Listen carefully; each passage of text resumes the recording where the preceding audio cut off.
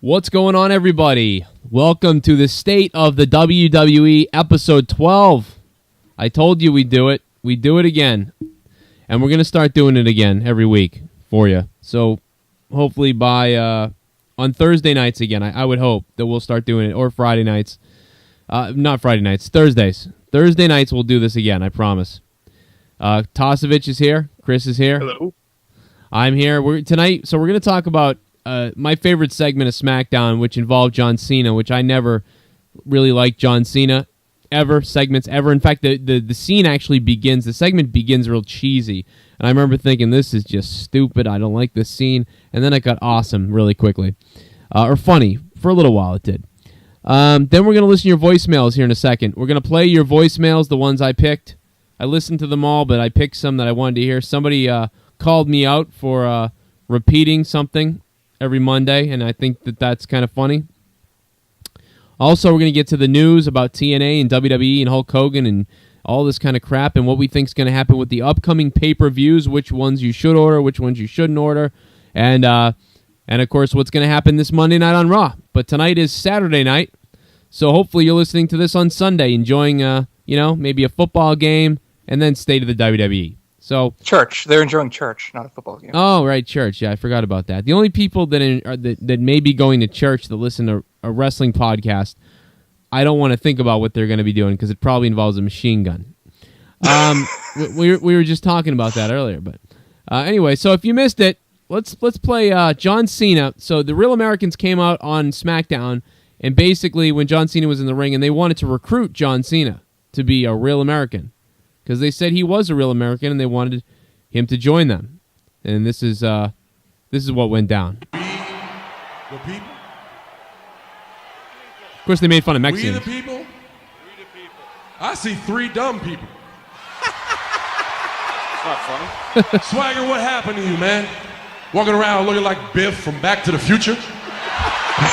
Quick, say something real smart. Yeah, always the mouthpiece. Why don't you make like a tree and get out of here? Hey, whoa.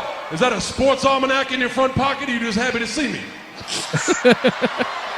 And then there's you, Antonio Cesaro. Quite impressive lately. I've been hearing a lot of things. A lot of people talking about this giant swing.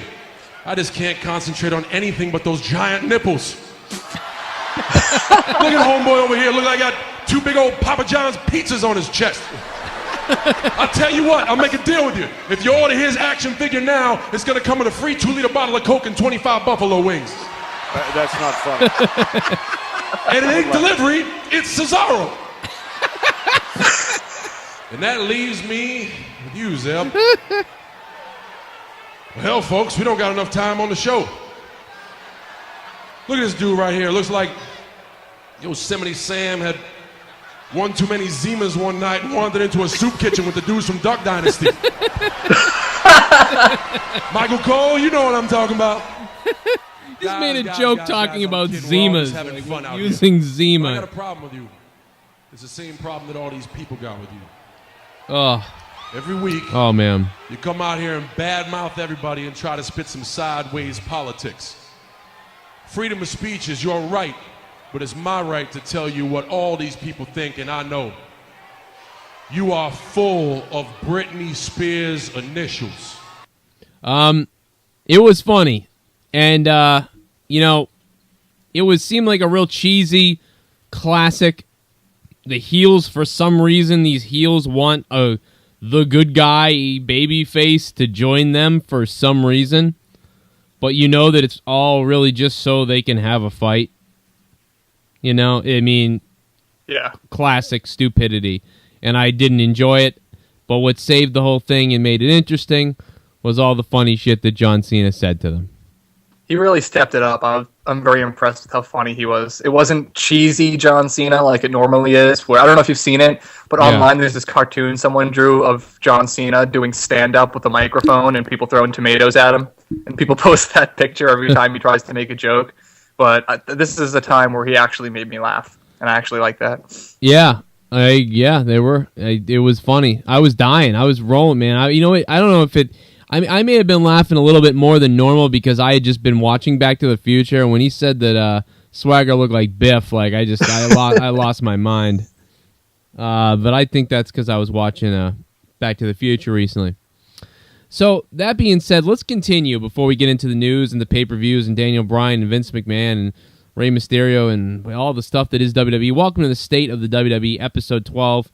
We do this. We used to do it every week, and we got off track a bit. My fault. But we're going to try to get back on track here and at least have a State of the WWE every 2 weeks at least. Once a week would be ideal, though, so we'll see if we can stick to that. And you can subscribe to us on youtube.com/Joe Cronin Show, and you can click the like button. But anyway, so speaking of that, let's get to some voicemails here. Here we go. Joe Cronin, what's going on, man? Hey, I left you a voicemail the other day. Or was it yesterday, the day before yesterday? I don't remember exactly when, but I was asking you about why you always stick that thumb up my ass. And I was thinking about something that I forgot to tell you on that voicemail. Like, so you complain about JBL and his repetitive, dumb, fucking annoying catchphrases like, "Oh, you know, get me one of those," or "I gotta get me one of them. This is Fandango," or ole, which is, I understand. It's fucking annoying. Believe me, I noticed that shit way before you guys even talked about it on your show. I noticed that. And aren't you the smarty pants? Frankly, it pisses me the fuck off every time he says it. It makes me want to change the channel. So I agree with you guys. He's annoying. He sucks. He's repetitive. But, dude, you do the same thing. Stick that thumb up my ass. Stick that thumb up my ass. Click the like button. Stick that thumb up my ass. Stick that thumb up my ass. Stick that thumb up my ass. Stick that thumb up my ass. Stick that thumb up my ass. Come on, man. If you're going to complain about JBL doing the same repetitive catchphrases, then you shouldn't be doing them as well. Now, I don't want you to call me back and get all mad with me and talk about you're going to come in my bedroom at night and slit my throat. No, just say whatever you want to say to me on your next video or whatever, you know? My name is Jerry, by the way. I'm Jerry. So, yeah, that's that. That was awesome. Wow, he really called you out. I love that. That's one of my favorite voicemails of all time. I love that. I love that he called me out on that. So, I do say stick that thumb up my ass a lot, but you know what? I'm justified in it because every single time I say stick that thumb up my ass, literally we get another 10 likes or something. Yeah, it works. It works. And what you don't... Here's what I apologize for. I apologize to everyone who listens to the entire broadcast on Monday nights and on pay-per-views where I have to repeat stuff and tell people over and over again. But what you don't understand is every few seconds there's a new viewer coming in, and they're like, what is this? Well, I don't understand what's going on, you know? And so when I say everything all over again and subscribe and do this and do that, they're like, oh, shit, okay. And then they, you know what I mean? So I know it's repetitive for you guys because you're watching the whole 2-hour show or whatever, and it is a pain in the ass.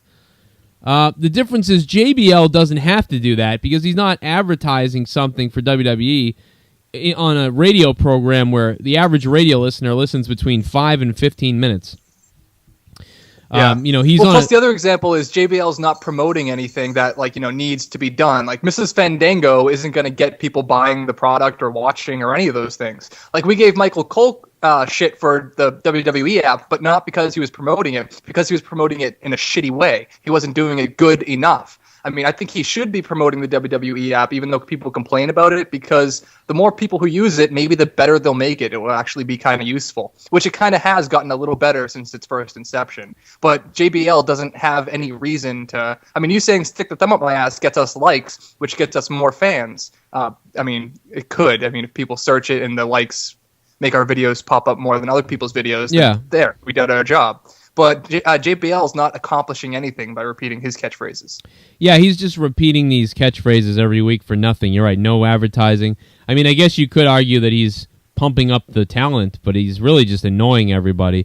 Whereas, right. I mean, I might be annoying this guy, Jerry, which I'm sorry for, because I know he listens to everything, and I'm glad he does. And maybe I'll try to say it a little bit less this week. I'll try, Jerry, to not do it. But the problem is, it works. and most of the listeners are on for 15, 20 minutes.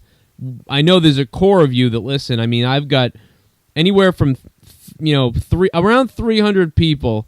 Not everybody makes it every time, but there's always a core of at least 30 or 40 out of that 300 people that listen to the entire show here or there at some point. And so for you guys, you're hearing this repetitive repeating of promos from me over and over again, so I apologize. But for a lot of other people, they hear it once or twice. So, I'm going to keep doing it because it's working. But I will. I'll try to take it easy. I don't know. Maybe I'll come up with something else this week instead of. We can change it up. And maybe maybe it's just too gay for him. I mean, sticking thumbs up my ass and it's too homoerotic. I mean, maybe I'll try to balance it out this week. I'll just put like a half naked picture of like Jenny Garth up or something from 1997. I don't know. We'll put her up to balance the sexuality. I don't know. Wait, do you mean Jenny McCarthy? Yeah, Jenny McCarthy. Yeah, forget Jenny. Who the hell's Jenny Garth? You don't remember Jenny Garth? No. 90210? Oh, okay. She sucked. I think everyone just learned that you watched 90210. No, seriously, no. I just grew up in the '90s, and you couldn't escape the damn stuff. All right, so let's move on from. There's more voicemails. Let's continue, or kill each other. Hopefully, my voice lasts. Why did Shawn Michaels super kick Daniel Bryan? Bye. That was awesome. Why did Shawn Michaels super kick Daniel Bryan? Because Daniel Bryan attacked his friend Triple H, and also it was a little disrespectful in Shawn Michaels' eyes, and Shawn Michaels just reacted. Maybe he overreacted, but mostly it's because the story called for it. Moving on, right? I mean, what else? I mean, that's it, right? It was. Yeah. I mean, no, you're right. I mean, we don't even like the reason. It doesn't really make sense that he did it anyway. It's like one of those things where the plot calls for it, so it had to happen because we need to figure out a way to get out of this. It seemed a little forced, if not very forced. Right, it was very forced, I think. And so to comment on why he did it, but if you're looking for the why he did it in the story, it's because, if you saw your friend get kneed in the head by someone you kind of knew and kind of liked, but your best friend of all time, and he took him out, you may react somewhat like that. A good example is when HBK gave The Undertaker chin music right before he took the pedigree from Triple H at that Hell in a Cell match. It was because Undertaker directly attacked Shawn Michaels and knocked him out. Shawn Michaels woke up and realized, oh, you motherfucker, you just knocked me out. So then he super kicked him. It was direct revenge. It made sense. And then after he super kicked him and saw that he super kicked him right into a pedigree, he looked very remorseful, as if, oh shit, I just affected the streak. And then he still had to count 1, 2, and Taker kicked out. But the point is, that didn't seem forced. It made sense. This one was almost the same thing, but added a whole bunch of force to it. Yeah, exactly. And it was all forced. It was like a 3 a.m. in New York, just outside one of those lovely New York parks, and your name is Sarah Brentley, and you're taking a jog, and all of a sudden, black male out of the bushes. Forced. Anyway, let's move on. Example you could have come up with. Yes, let's just call and see how I ordered. Well, it's always they don't know. It could be it could have been a white guy. They don't know. There's always a black guy. They don't know. For all they know, I think it was black. I think it was black. Was it dark? Did you see his skin? No, but it was dark. It was a white guy. It was a white Jewish guy from Long Island. Bitches, always making shit up. Bitches be crazy. Hell in the Cell, WWE. Oh, this is what. I'm just backing up. Yes, let's just call and see how I order the Hell in the Cell, WWE pay-per-view on YouTube. Give me a call. This guy wanted to order Hell in the Cell from us on YouTube. I don't know how that. 43560. Well, then he gave out his number. Oh, anybody look? And then he gave out his number. Anybody looking to take this guy down? He's trying to illegally buy. Thanks. This is Clint. Bye. He was really trying to buy Hell in the Cell from us. Hey, Joe, it's Champ again. It was weird. I I totally botched that last message I sent you. This ain't the same guy. I erased his other message, so this is his better message, apparently. I'm tired, dude. This guy's awesome. Tired. I'm always tired, too, man. So, yeah.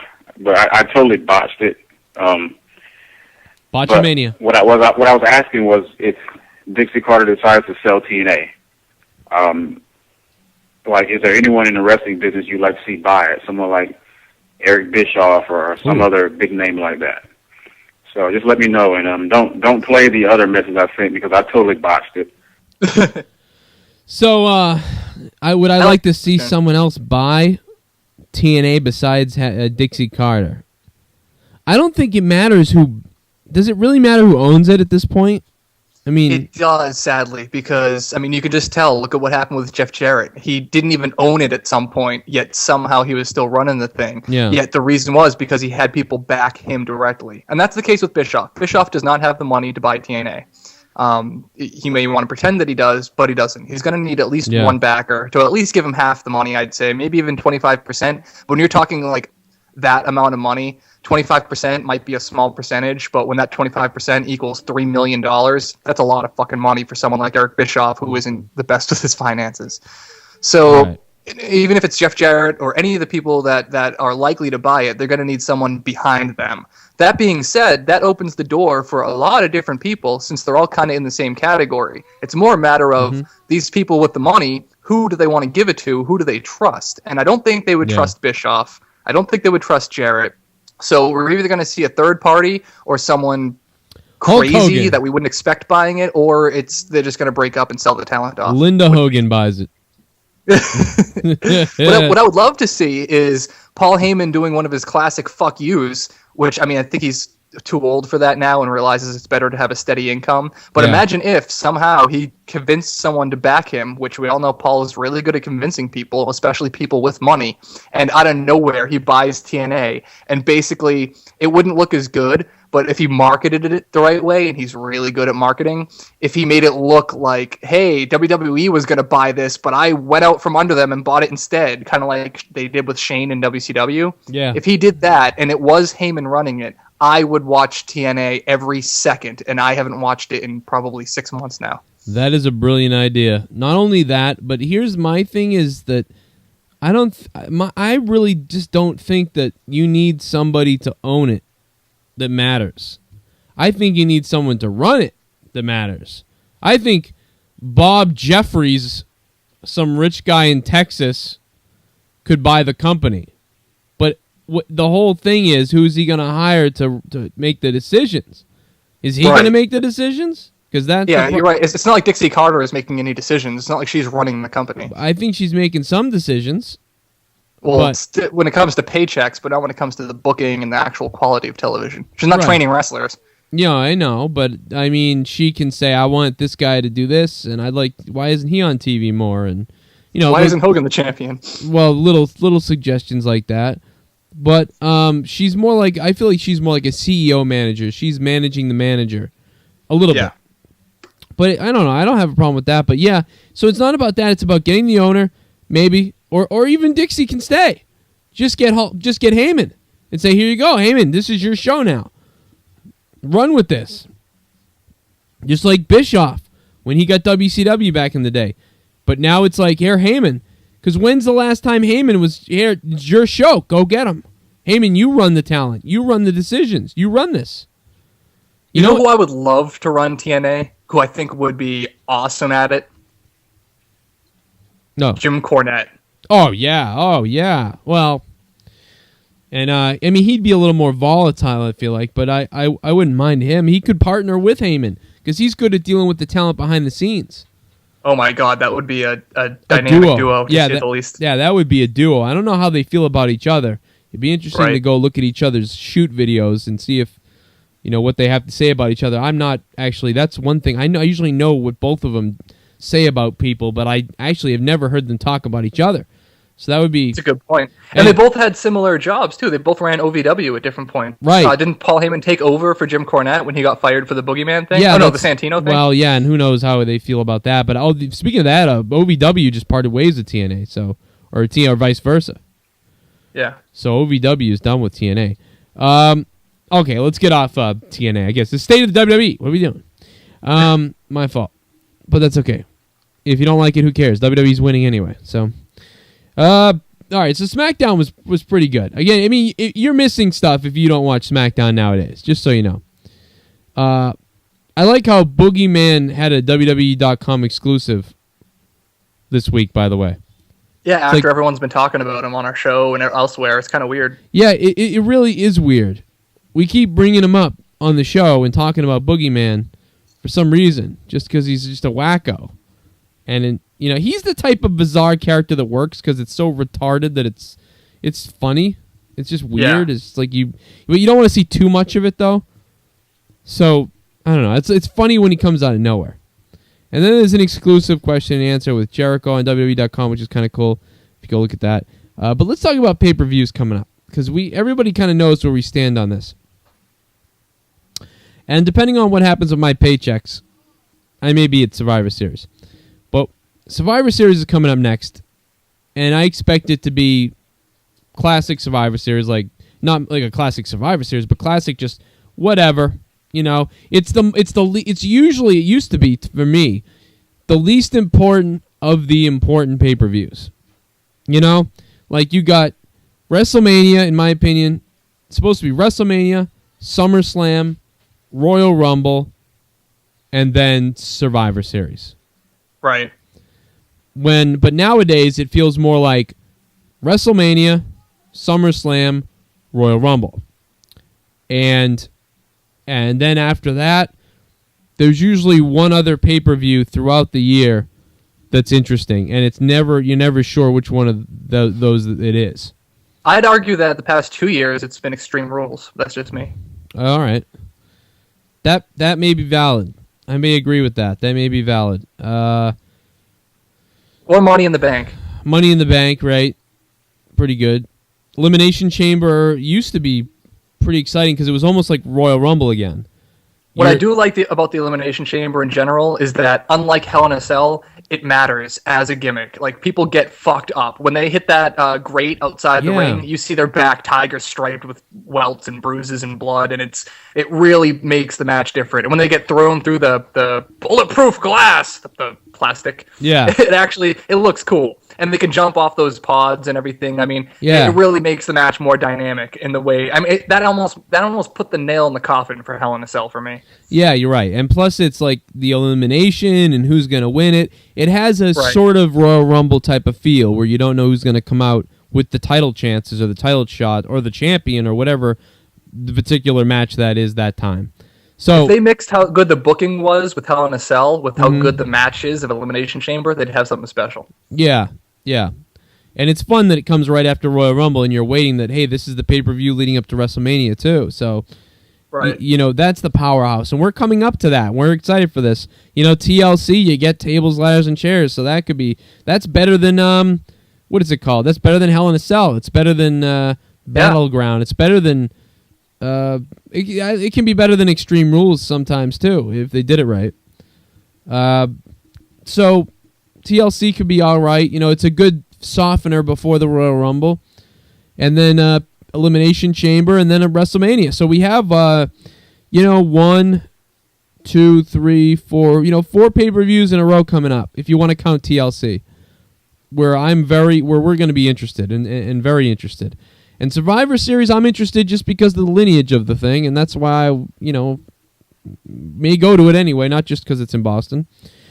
So there you go. That's our pay-per-views are looking good, guys. We're coming out of the slums. We're coming out of the slums, the time when WWE just kind of mails it in and to get to the next, setup for WrestleMania. I'm telling you, there will be a lull towards the end of December, but usually it's the entire month of December and then the beginning of January. I have a feeling it's only going to be like maybe a week, maybe 2 weeks max where there's a lull, which is looking good. That's actually a lot less than what they normally do. Well, and the good thing is in the middle of December, in the middle of the lull, the week and a few days before, you're opening up your Christmas presents, or you're sitting at home twiddling your thumbs because you're a Joe. You're they get 8 crazy nights, though. So you know what I mean. So there's 8 nights for the Christians just to sit there and not know what they're doing. But they'll be in Houston on the 15th of December for TLC. So in the middle of December, in the middle of that dark month, you will have a pay-per-view. Yeah. And then, you'll get nothing until we get to the main attraction, which will be, of course, the Royal Rumble, which will happen. And the build up before it, yeah. January 26th. So at the end of January, Royal Rumble. And we're going to start having some fun, folks. We're going to start having some fucking fun when that happens. And this thing's going to take off. We're going to take off. We're going to need your help. Tell all your friends about this show. Be here with us for all the recaps after Monday Night Raw and after the pay-per-views as we take your calls. We start to have more contests again. I will be doing that again. WWE 2K14. We're going to start doing some stuff with that where you guys can challenge me. I'm coming up with an idea where basically, we're going to give away a prize and all you have to do is just beat me in WWE 2K14. And I'm thinking about doing it live on the show or something. So I thought that was really cool. That'd be cool. So I'm thinking of doing that, but it has to be easy to do it. Get the person on, have the match, broadcast it, and be able to get off back to the show, something like that. So I'm working on it. You do commentary too. Commentary needs to happen. Yeah, I can do that. Yeah, right over JR's voice. We'll turn them off. And all right, and another little tidbit news, I guess. What do we want to talk about here? So former AWA Tag Team Champion, Pretty Boy Doug Summers, if you can believe it or not, appeared on the wrestling show, the Undisputed Wrestling Show on Thursday, on the 31st, and he basically said that he has amnesia, he's getting Parkinson's disease from concussions he suffered in the ring, and former NFL star Shawn Merriman will have to do. I don't know what that means. I'm not going to read that. But anyway, he's having all these problems, and he was trained by Harley Race, and he blamed WWE and Vince McMahon or something like that. And he says that McMahon then bought his lawyer out so that he couldn't, have a legal issue. So once again, Vince McMahon buys someone's lawyer, or just, don't mess with McMahon. He's a billionaire. You got to get some real deal lawyers. You can't just get the run of the mill guy. He can be bought out for $1 million. You got to make it worth his while, and you got to get multiple guys involved, or you got to take them on yourself, and that's maybe easier said than done. So I thought that was an interesting little story for that guy's. Wait, was Doug Summers the guy in the '80s who was managed by fucking Sherry Martel? Right. Okay. Pretty Boy Doug Summers. Yeah, I thought he was older. It says for 45. I thought he was 55 or something. I remember him looking really old back in the 80s. Yeah, he was. He looked older. I thought he was older than Shawn Michaels. So that doesn't. I don't know. Maybe there's some facts or I'm reading it wrong. I don't know. But anyway, it's not even worth it. He says series 62. I just looked him up. Oh, maybe it had that 45 related. Oh, it talked about his 45-year wrestling career. That's what it is. Okay, that makes sense. I was like, what? No, Doug Summers, man. I was a kid. He was old. You're right. Yeah. I was a kid, and Doug Summers was the older guy. So Hulk Hogan has not signed a Legends deal yet. Somebody said he had or something, and he has not signed a Legend contract with the WWE yet. But probably going to get something going on for WrestleMania, like we said. The milestone of WrestleMania 30 coming up. Hulk Hogan finished up his TNA stuff. He's done with that. They can't officially confirm anything. I wouldn't be surprised if they even... there's two ways you can go. You can surprise everybody with a quick Hulk Hogan appearance, but I think WWE would probably more like to build them up and talk about how he's going to be there.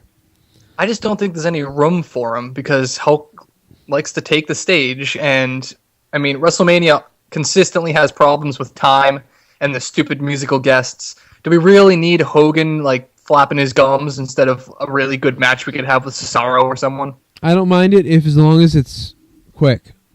It won't be. That's my problem. It's not going to be. Right, but I really want him to come out, but I want it to be really quick. I want it to be I wouldn't even mind if it had something to do with a match a little bit, as long as it wasn't a big deal or it wasn't in a big match. It was just like I wouldn't mind seeing like Hulk Hogan versus like the Real Americans or something. He said he was the Real American or something like that. That's actually pretty awesome. I was going to say it would be cool if Heath Slater was still doing his whole wrestling legends type of thing. And like he wrestled all these legends like DDP and everyone he was wrestling and Rikishi and everything. And he was beating them like he had been. And then it goes up to WrestleMania. And then he's like, all right, who you got for me now? And then Hulk Hogan comes out and beats his ass. That would have been pretty funny. See, I'd like to see some backstage stuff with Hogan a little bit, not a lot. I mean, I'm talking about the minimal.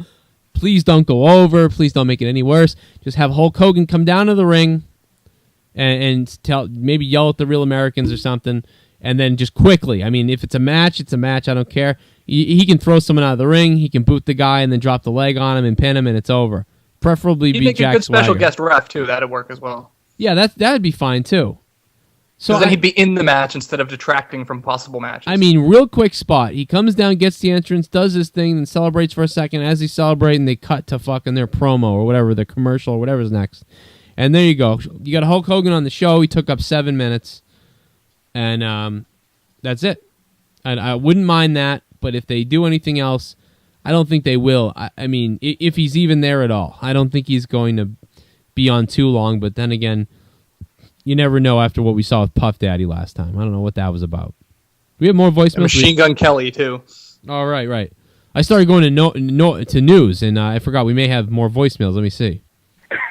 Like I said, I'm tired, and I'm headed to Oh, this was my buddy who was tired. bed, so, yeah. But He didn't want me to play that other voicemail. don't play that, but, but yeah, just I don't even know what he liked. I got to listen to it now. What was he doing? to WWE or maybe on tonight's Raw review that you're going to do.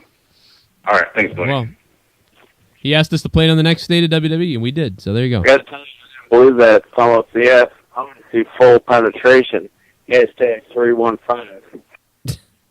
So next time I stick my thumb up my ass, I think he said he wanted to see full penetration. Oh, all right. So, yeah, one guy complaining about you doing it, and one guy complaining that you're not going all the way. Right. So we can't figure it out. Somebody doesn't want me to do it. The next guy wants to see blood. I mean, what?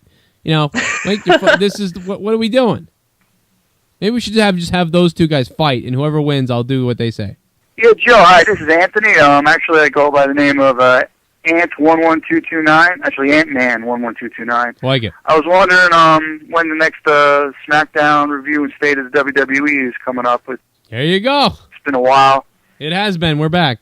Give me something to do on a Saturday, something to watch instead of golf or whatever the hell they have on TV. But yeah, okay. We get some funny calls this week. It was good stuff. All right, bye. Bye, man. We're doing it now. I really appreciate it. I think I love it. I've got a ton of voicemails that I didn't play. Hey, Joe, this Nathan from St. Louis. And they're hilarious. They're good stuff. They're not. Some of them aren't playable because they're just like, "What's up, dude?" And they ask me questions. But I thought that one was good to put on. Here's another one from St. Louis here. I'm sorry, St. Louis, by the way. If you're a St. Louis Cardinals fan, my Red Sox kicked your ass. No, I'm sorry, seriously. Scott Trade Center. When Big Show came through the audience, stepped over the barriers, and knocked the Shield out. And this is going way back to Raw when this guy was at Raw that night. Cody Rhodes pinned him for the 1, 2, 3 for the tag team championship. Triple H came out pissed, trying to take off his shirt. Big Show was up in the audience with us, and we were all going, yes, yes, yes. I think that was the best match of the night. Don't you agree? All the other matches put me to sleep, but when the Big Show came out, man, I woke up. Kind of sounds like Jeff Hardy. He does. But St. Louis, though, right? Is that what he said? Well, yeah, that's right. All right. Well, hey, I mean, yeah, that was a great moment, and that was a big talking point for that Raw. So I agree. Besides Big Show's terrible punch, which I mean, you may not have noticed it live, but what, the one to Reigns was the bad one? Yeah, I think so. It was like it was not. I don't think it was done well, but whatever. So, can we talk about how our plans for months? We've been talking about this since pre-SummerSlam.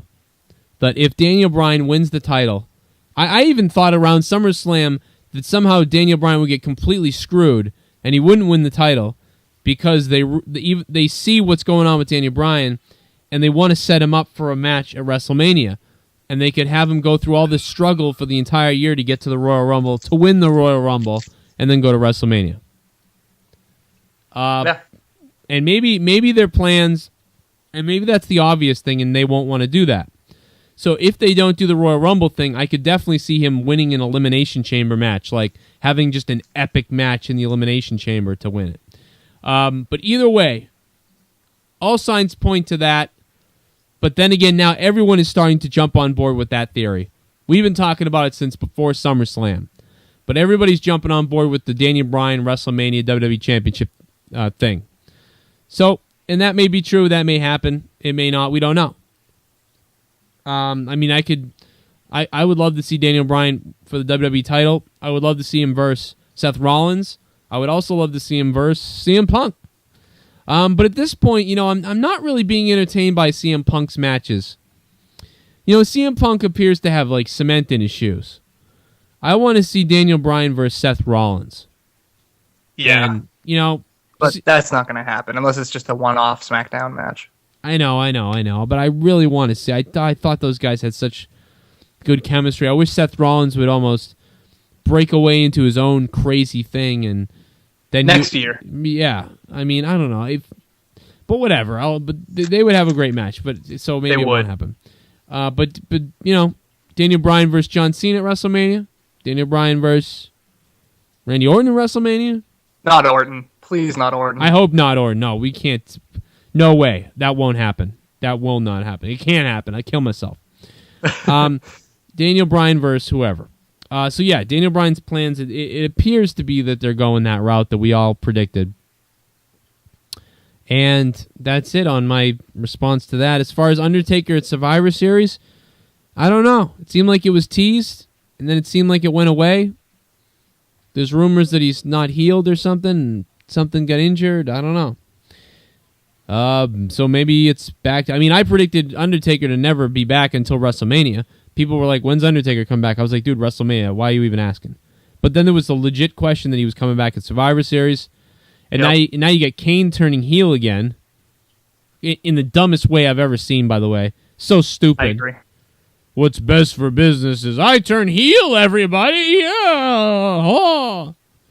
Embrace the business. Yeah. What? Between him and the Wyatts, the only way any of this... See, everyone actually keeps going to this logic of the Wyatts and Kane, and it's all a big thing. We don't know about it yet. If that were the case, this would all make sense. And it would make sense. And I would be like, okay, wait a minute. All right, well, you know what? Actually, it made sense now. But I don't think it's going that way.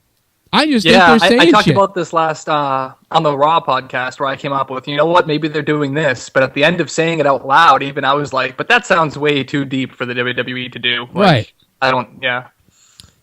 If they were all some big thing and collusion, and imagine if these things kept happening to people, Daniel Bryan getting attacked and everybody getting attacked and everything, and then like Bray Wyatt started wearing the symbol on himself or something, and everybody was like, what's that about? And then Kane all of a sudden was with the Wyatts, and he had this symbol that he had on himself. And then Triple H and all the Stephanie McMahon stuff was still going on, and there were Daniel Bryan and Big Show and all these types of things. And then all of a sudden, like, Triple H, there was a moment, and you didn't know what was going on in this moment and why all these people were attacking, maybe the Wyatts and were attacking Bryan or somebody. And all of a sudden, Triple H just ripped his shirt off, and on his chest was like that tattoo or that symbol.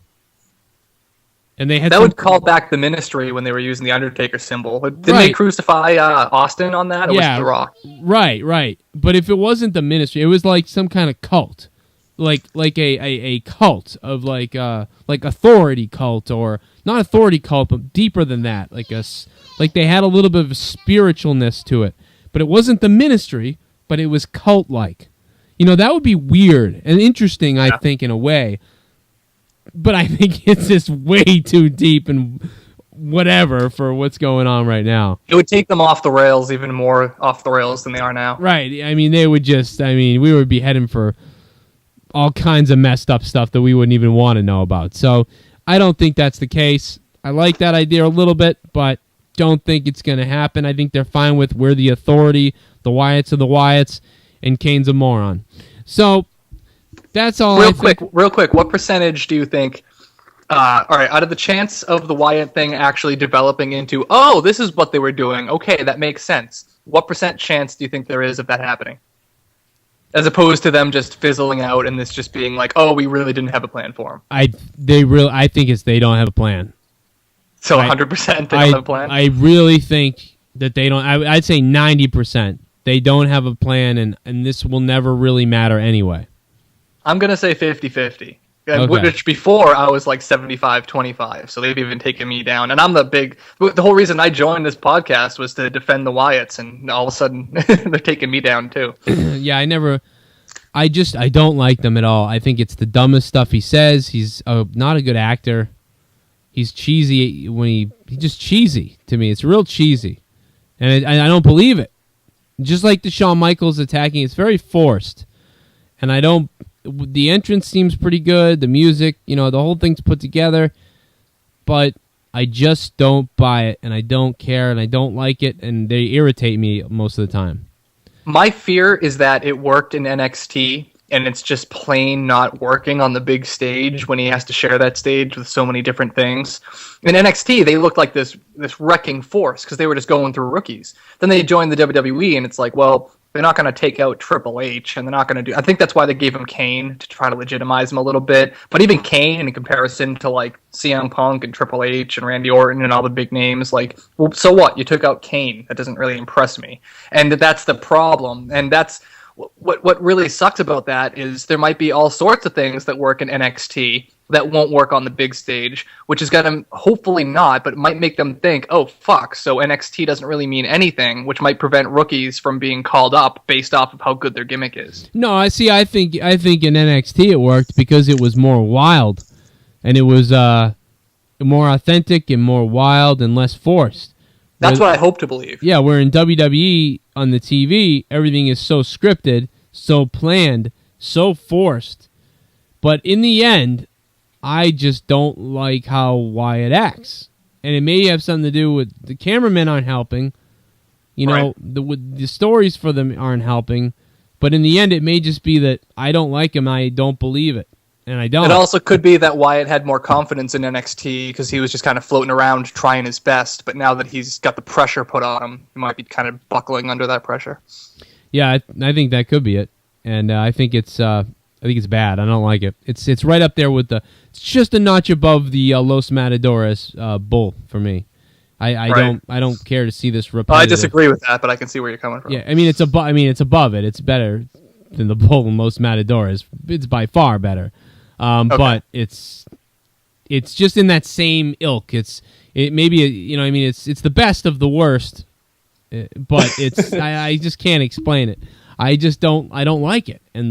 But the bulls and the Matadores, that is just complete. I don't even need to talk about it because it's just so terrible. There's nothing to talk about other than this shouldn't happen. There should be no more bull. Maybe change the music, get rid of the bull, stop making them so choreographed out there to seem cool.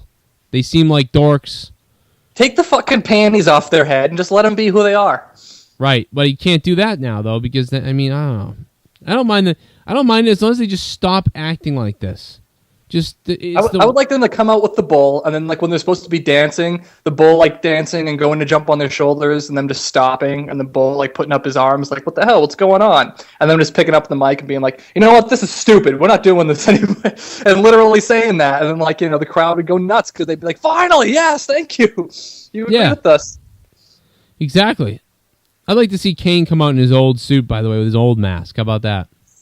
Instead of his whatever. His mask that looked the same shape as the old Superman cartoon. It looked like a fucking polygon. Yeah. That's what I want. Bring it back. All right. So, anyway, there we go. This Monday Night Raw, what do we got going on? We got any news on the website? I don't know. WWE.com. What do we got? Oh, they just got all the stuff for SmackDown. So, I don't know what's exactly happening this week on Raw. How did SmackDown end? I'm a bad fan and I missed it. It ended with the tag match, which was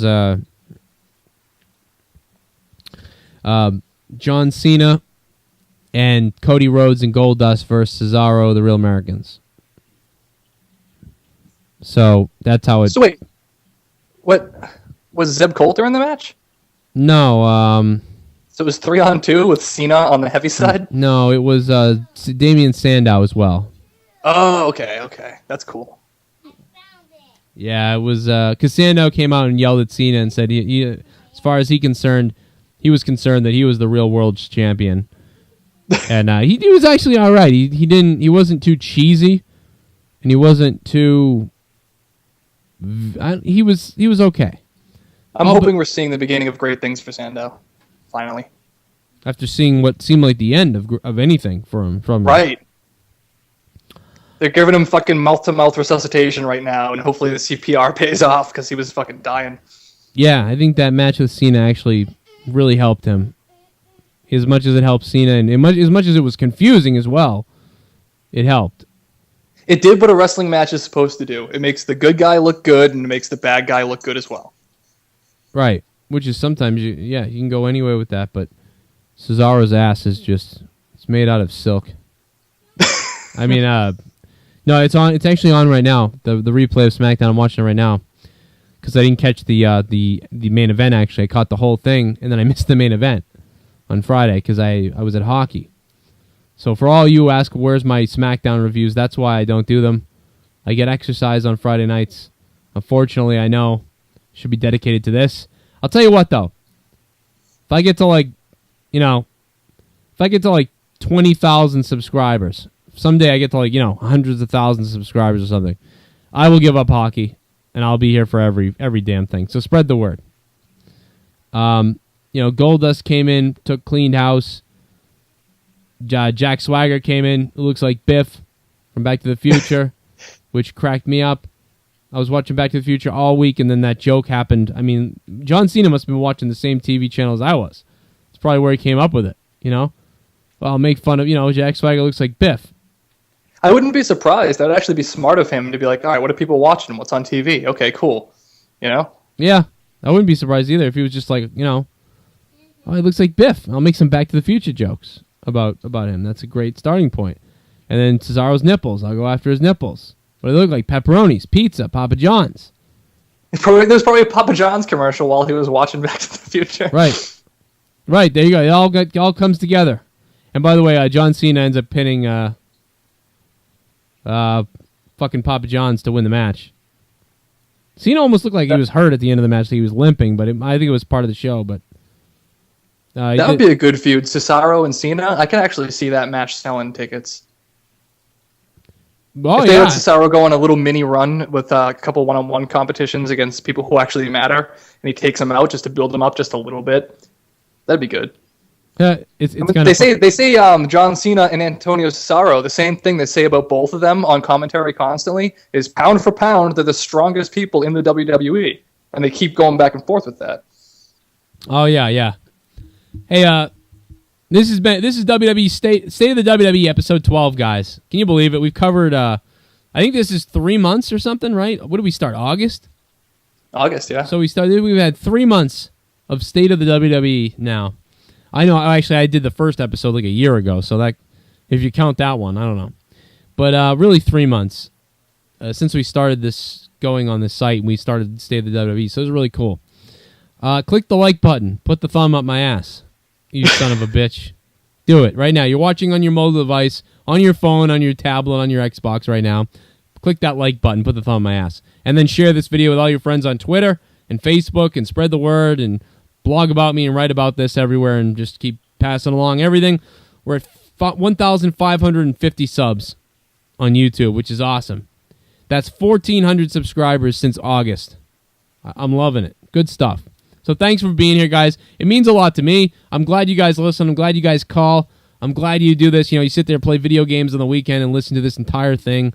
I can't count how many times I get a voicemail or an email or something where somebody says, bringing up something I mentioned in a video, 2.5 hours in or something, or an hour and 20 minutes in. I'm like, wow, they heard the whole thing. So that's great. And this is what we do, aside from my other 2 jobs and Chris's whoring that he does on the weekends. So, and we wish Jaron all the best too. Apparently he got a concussion playing football. Our younger triple co-host who sometimes shows up to do Raw reviews and stuff with us. And he got some kind of concussion. So hopefully he's okay. He's not like me. It won't last 6 months. Hopefully his goes away after a week. He's young, so probably will. We got Ziggler, we got you, we got AJ, and now we got Jaron. Everybody's just getting them. Mine was scary, man. It was scary. It's a lot better now, though. I think we'll find out. But if I ever collapse, you can have my bowl of Wheaties. I don't know what that means. Subscribe. Go to youtube.com/Joe Cronin Show. Click the subscribe button. Please subscribe. And join us live every Monday night on a different YouTube channel. I have two YouTubes, youtube.com/Joe Cronin Show and youtube.com/Darkest Days 11. Darkest Days 11 exists because we have a strike on YouTube and we are unable to go live until the strike and the ban is lifted. And the ban will not be lifted until March 2014, if you can believe it or not. Right before WrestleMania. Right before WrestleMania. So when we go live after WrestleMania, it will finally be back on the Joe Cronin Show where we belong. And not on Darkest Days 11, which, by the way, is up to like 780 subscribers. I keep telling people, don't subscribe to this channel, sub to the other one. But most of the subscribers on Darkest Days 11 are not subscribed on Joe Cronin Show, so I don't know how to get people to go over. So if you're on one or the other, make sure you subscribe to both and make sure you tell everybody. I don't know.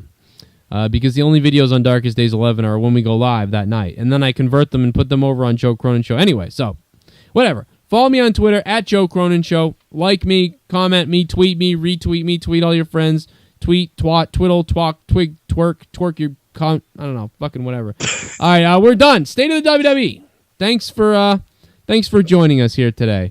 And anything you want to add, Chris? I mean, what do we got? Anything else I'm missing? Balls and wieners. All right, balls haven't dropped yet. Hopefully you'll call back again, man. We miss you. Our caller who's balls haven't dropped yet. One of my favorite callers. Thanks to everybody who left all the voicemails. Continue to leave me voicemails at 339-226-6610. And we'll see you later for the next time. Probably next week. State of the WWE 13 coming next week. Unlucky 13 or Lucky 13, whichever way you go about it. And I like that in this one, even though it had nothing to do with anything, I put the Big Show crying as a picture in the middle of the State of the WWE episode 12. So, guys, good night. Find me on Xbox Live. Halo Spectrum. Play some Xbox. Let's go. WWE 2K14. What did you think of it? What do you think of it so far? WWE 2K14. Leave it in the comments below. That's my question to you. Goodbye.